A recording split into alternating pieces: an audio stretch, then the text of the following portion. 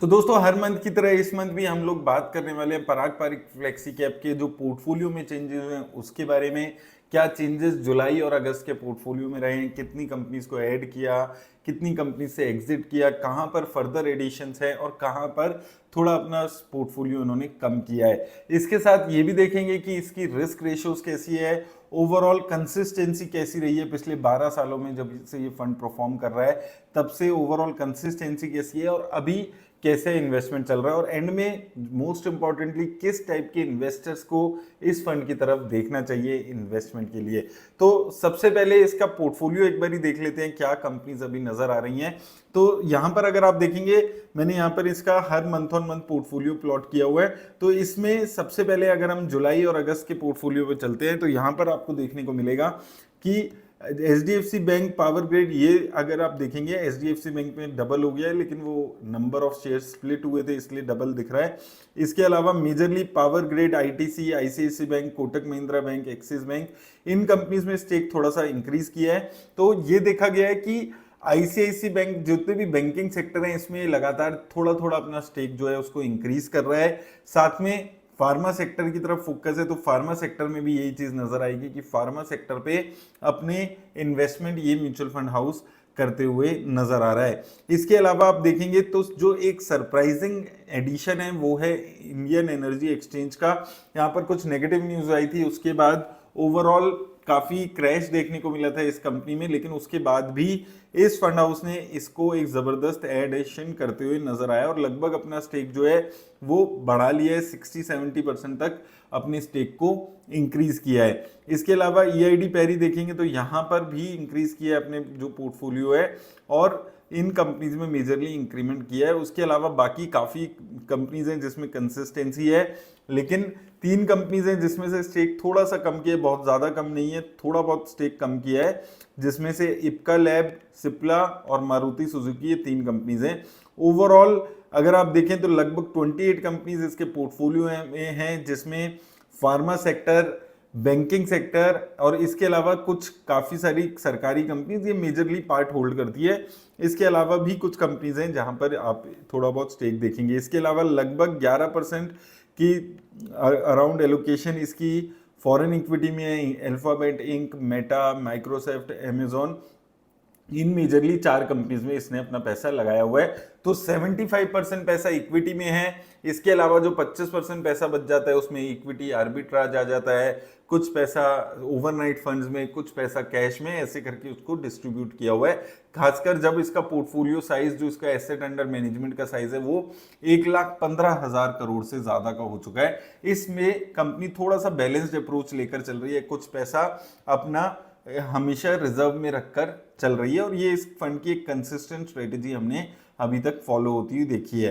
अब बात आती है इस फंड की, अगर हम बात करें और डिटेल्स पे तो पहले चलते हैं इसके रेशियोज एक बार हम देख लेते हैं।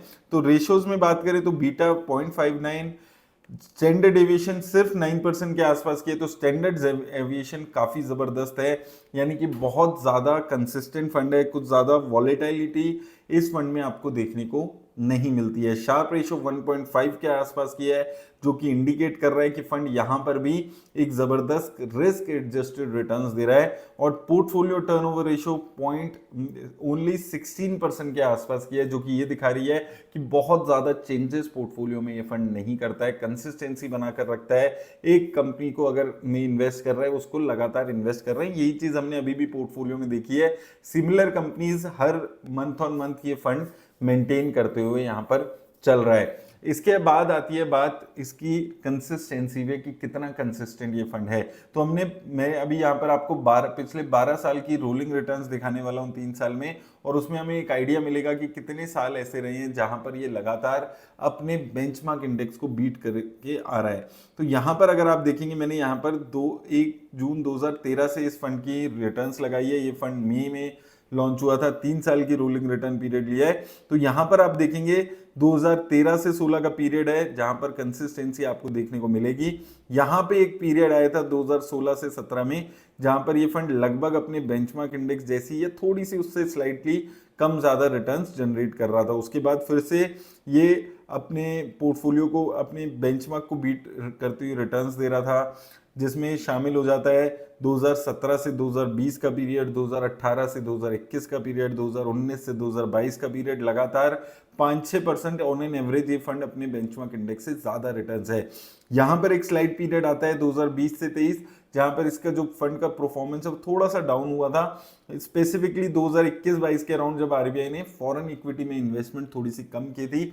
उस टाइम पर ये फंड 25-30% पैसा फॉरेन इक्विटी में लगा रहा था, लेकिन अपने आप को रीस्ट्रेटेजाइज किया फंड ने, और उसके बाद लगातार फिर से कंसिस्टेंटली यहाँ पर ये बीट करते हुए आ रहा है अपने पोर्टफोलियो को। और अभी अगर आप रिसेंटली देखेंगे तो पिछले 3 साल में इस फंड ने 21% की रिटर्न दी है, इसके बेंचमार्क इंडेक्स ने 15% की। तो यहाँ पर भी अपने बेंचमार्क इंडेक्स को काफी कॉम्प्रिहेंसिवली बीट करके आ रहा है। अब बात आती है रीसेंट रिटर्न्स इसकी कैसी रही है।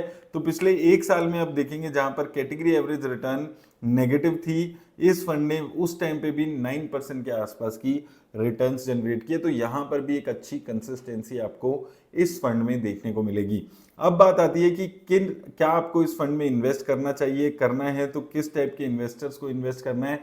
तो देखिए, अगर आप उस टाइप के इन्वेस्टर हैं जो कि एक लार्ज कैप फंड में इन्वेस्ट करना चाह रहे हैं, बहुत ज़्यादा रिटर्न्स आपको ये चाहिए कि आपको जो रिटर्न्स है वो काफ़ी ज़्यादा कंसिस्टेंट मिल सके, तो ये एक अच्छा फंड हो सकता है। लार्ज कैप फंड्स का एक अच्छा अल्टरनेटिव है ये फंड, जहां पर कुछ पैसा ये मिड कैप और स्मॉल कैप में भी अपना इन्वेस्ट करता है, लेकिन मेजरली लार्ज कैप में ये इन्वेस्ट करता है। कम रिस्क लेने वाले इन्वेस्टर्स हैं तो ये आपके लिए अच्छा है। और मुझे लगता है कि लगभग हर पोर्टफोलियो का पार्ट एटलीस्ट एक फंड जो होना चाहिए वो ये फंड हो सकता है। लेकिन याद रखिए, किसी भी तरह की इन्वेस्टमेंट की राय नहीं है।